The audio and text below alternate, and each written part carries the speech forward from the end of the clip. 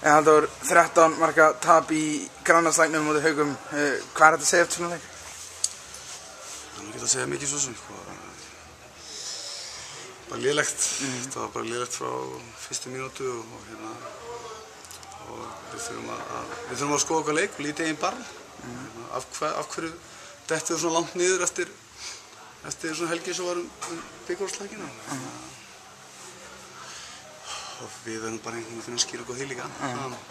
Þetta er kannski mikil breyting á milli helgarinnar í bikarnum og núna í deildinni. Þið skorið 2 mörk á fyrstu 20 mínútunum eða eitthvað? Það er ekki kannski boðslegt? Nei, það var bara engin hreyfing og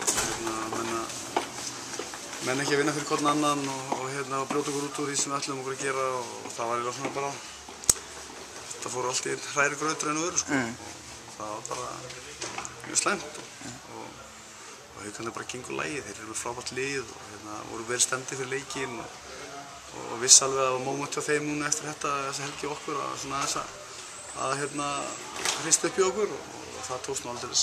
Já, en þið komið þannig inn í byrjun seinni hálfleiksins og komist þið alveg ágætlega í gang og skorið eitthvað 5 á móti 1 marki til að byrja með. Þetta virtist alltaf að komast eitthvað aðeins áleiðis. Við fórum í 7 mörk, 6 og þetta var svona, þá fengum við okkur 2 brottvísanir og þetta var bara erfitt. Við þurfti alltaf að heppnast og það var svona, við vorum góður 20 mínútur, fannst mér. Við vorum góður svona, já, kannski síðustu 5 í seinni hálfleik fyrri hálfleik og fyrstu 15 kannski.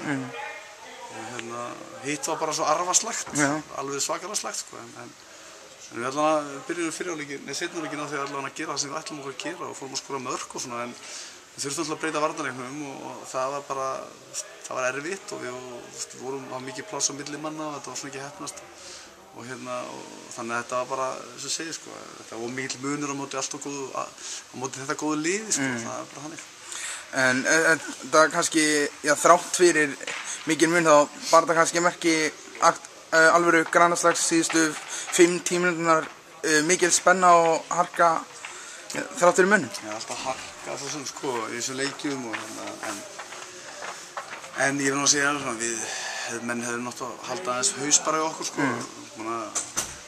en það er bara svoleiðis þegar menn verða pirraðir þá gera með kannski hluti sem menn helst ekki að gera en mér finnst það ekki rauða spjaldi og það er kannski, ég veit ekki, það er kannski ekki alveg gróðast það verður alveg öllur svona brotið leiknum og þeir verða bara að skoða þetta dómarinn hvort það sé banni eða hvort þetta verður rétt en svona sögðu aðeins upp á því mómenti og menn voru svona skildir eftir það líka en það sást ekki en það er bara þannig.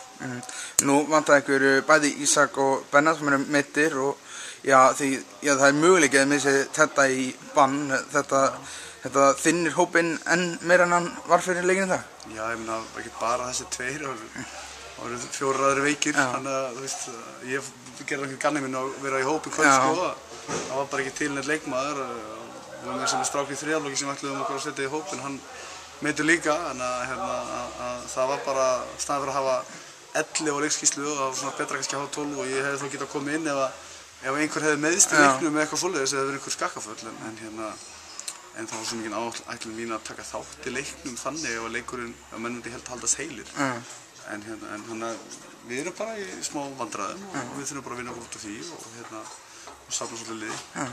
En munum við sjá þig áfram á skýrslu? Nei, hún er ekki saman. Eru skotnir komnir aftur núna hildina? Þetta var nú bara, þannig að ætlaði bara að vera til taks ef að þyrfti